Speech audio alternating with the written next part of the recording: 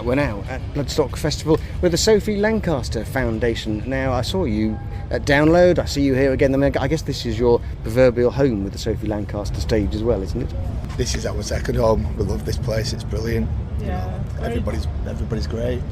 Definitely, because I mean, going back, when we first came to Bloodstock, we were just knocked out by how amazing they were. That was before they even started the Sophie stage. But when the Sophie stage came the next year, it was unbelievable. You know, we just feel this is our home. Certainly for me, as a volunteer, this is one of the ones that I will always come to, because, well, Bloodstock and Sophie Foundation are synonymous as far as I'm concerned. Hell has no fury instead of fight, 'cause the way we live our lives, there's no turning back. We never hide in shadows, we always face the truth, 'cause the way we live our lives, it's living the proof. Because you were all ambassadors for the foundation, aren't you? So tell us a little bit about the Sophie Lancaster story and how the foundation got set up originally. I'll do that, because I was there right from the beginning. Sylvia was my best mate. I'd known, my kids grew up with Sophie, and we were sat in hospital because it took 13 days before Sophie passed away, and Sylvia was sat in the hospital and I was with her, and she just said, right, I want to start a charity, I want to use her name. So that's when we came up with the Stamp Out Prejudice, Hatred and Intolerance Everywhere tagline. And we went from there. To be honest, we didn't have a clue what we were doing, but we got a little bit of help along the way, and it just mushroomed. I think the story itself made it happen. Obviously we wanted it, but people were coming to us, and it was the same with Bloodstock. They came to us.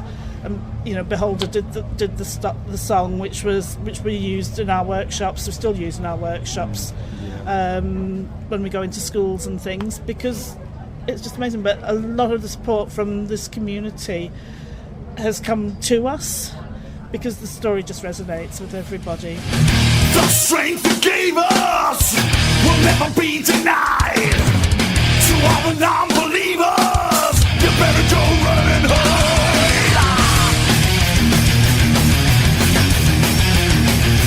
Never take us down. I'm aware of you at festivals and you're flying the flag and raising awareness, but you do a lot of work outside of festival environments, going into schools and... To be honest, our festival work, I mean, obviously we're here to be a listening ear.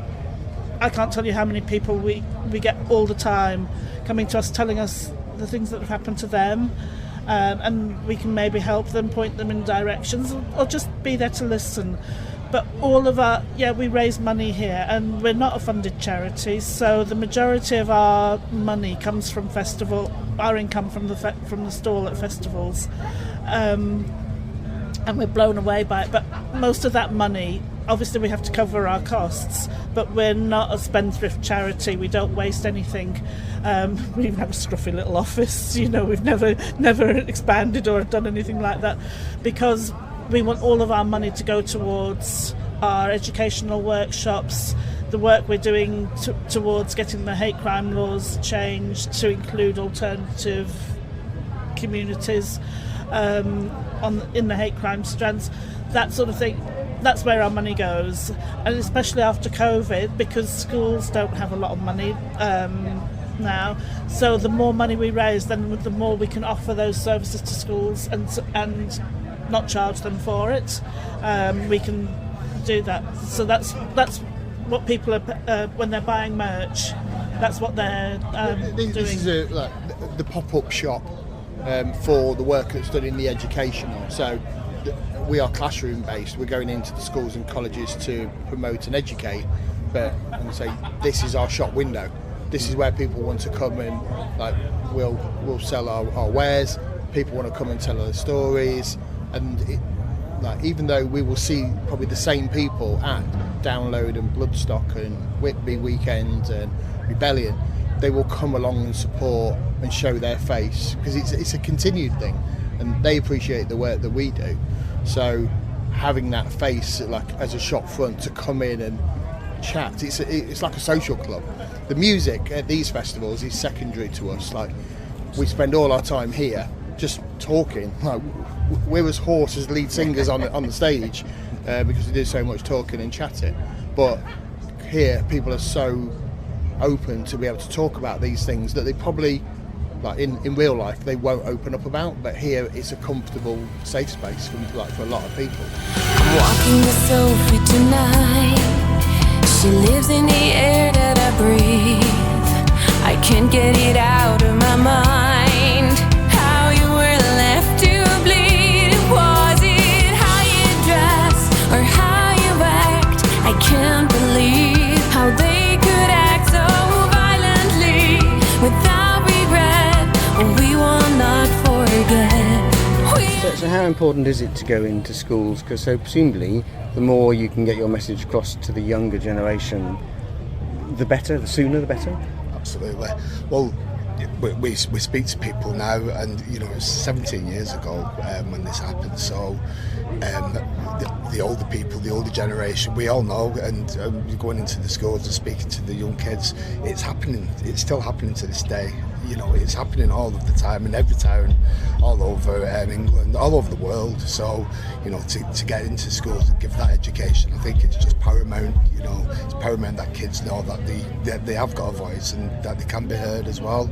And I think a lot of people, when they wear the Sophie band, when they walk past somebody with a Sophie band on, it's kind of it's like a bit of a family network. So you kind of have that. It's empowering. It is empowering. Of course. It's like from hearing how they, like, the work that is being done in the schools, it's almost an easier sell now, because it is like almost the next generation from, like, since it all happened. So those people who were Sophie's age at the time are now parents of their own. Again, bringing kids up in alternative lifestyles. So we go into schools now and seeing people with like pink, purple, dreads, piercings, tattoos, it hasn't got the shock factor it probably had back then. So it's a lot more commonplace. So to get that message across that because you look like this, it's an easy one. They understand it now. We are the others, we are the cast out. We're the outsiders, but you can't hide us. We are the others, we are the cast out. You're not out there on your own. If you feel mistreated, torn and cheated, you're not alone. We are the others. I feel very proud sometimes at the fact that people come to the stall. Every walk of life comes to the stall and tells us how comfortable they feel and how safe they feel. It's a safe space, isn't it? Yeah. And we're very, very proud of that. We get a lot from that, from listening to these people come with their stories. And you know, it's really, really difficult to listen to them stories sometimes, but we have to be there for them, and that's what makes us strong. That's what makes us us, and that's what makes us want to come back every year. You know, we'd do this full time if we could. We do try to, we've had training in safeguarding and so on, and so that we can signpost people if they need help going, whatever. So, so that we can provide that safe space for people and so on. Yeah. But personally, as a volunteer, and because I've been there right from the start, and actually I was one of the founders of the charity, to me, personally as well, as being involved so closely with the foundation, it helps me too. And I think it helps all of us to be able to do this. I'd be heartbroken if I couldn't carry on doing it. It's you guys give to us as well. That's what we get very empathetic with the stuff, like through hearing everybody's stories. Like it is a form of counselling to a lot of people. I mean, like a lot of people will actually feel more comfortable coming here than welfare.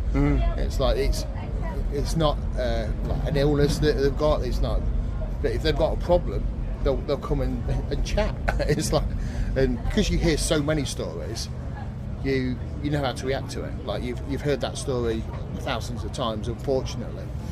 And again, that helps us when we're in schools and so on, because sometimes there are quite a lot of young people who don't understand the metal community or the punk community or the goth community, and we can sort of say to them, and in fact our workshop sort of points this out in quite a nice way, a fun way of doing it, sort of thing. But people don't always, but we can actually stand there and people that don't think that this is that the attacks are happening, that the verbal abuse doesn't happen, we can hand on heart tell them that literally every single person that comes here has had some problem in some degree or other, and we can say to them, it's not something, and we can say to the police, because we do a lot of work with the police as well about reporting and about listening to people who are saying that they've been abused, that even if it's verbal abuse, you don't have to do it, you don't have to put up with it, you don't have to report it. Get the police, so we can get the police listening, and we've got the evidence now. We collected over the last few years. We actually collected the physical evidence, because we used to go to the police and they'd say, we haven't got those figures. We haven't got any figures to prove what you're saying. We have now, and that's from we've been people part of a university study that are collecting the data so that it can be lobbied and more can be done about it. Because at the minute, the government, without the evidence, they know it's there, but without the evidence, they can't lobby anything. Hold a fist clenched, reaching up to the sky, into the pit, we're feeling the high. Head full of sounds residing inside, oxygen starving with nowhere to hide. This is a life far stronger and true, as it was for her and it should be for you. Cold hard emotions inside of your head, so why did you take her and leave her for dead? This is a hate crime, your memory will not be denied. This is a hate crime, we still feel the power inside. This is a hate crime. What are you hoping to change with the law? We want to get alternative lifestyle culture included in the hate crime strands. Ultimately, you would like to almost get rid of strands completely, that regardless of how you are being attacked, like whether it's your colour, your race or your lifestyle, that they all carry the same weight. At the minute, you can get bullied for one thing and not for something else, and they're poles apart. But to get subculture awareness included in the same strands as that and make it unified means that it can just eliminate it. It's like why can one person be prejudiced in one way and something can get done about it and not in another way? But they carry the same. It comes down to that understanding. So people say you choose to be like this. It's not like your sexual orientation or the colour of your skin. You choose to be like this. You choose to dress like that. You choose to present yourself like this. You choose to listen to that music. But what we're trying to say is that's no more a choice. It is still who you are. Whether you choose to be like that, well, you don't choose. No more than anybody who works in an office and likes wearing a suit and tie. They don't choose that. That's what their persona is. That's what makes them feel good. Same thing. It's not. It's a life. It's not a life choice. It's a life. It is your life, and that's what we want other people to realise. And you need protecting for that as well, as much as anybody else. And so if you want to find out more about the foundation, where do we go to look for that? You can go online, you can go on all of the networks. We're on Facebook, you're on Twitter. On Twitter, aren't we? Yeah, direct. Yeah, we've got the website as well. The website's really good, there's a lot of information. And these programs on YouTube you can watch, like the Black Roses and numerous other things as well. So there's quite a lot of avenues you can go down. But that's us. You'll never take us down. You'll never take us down.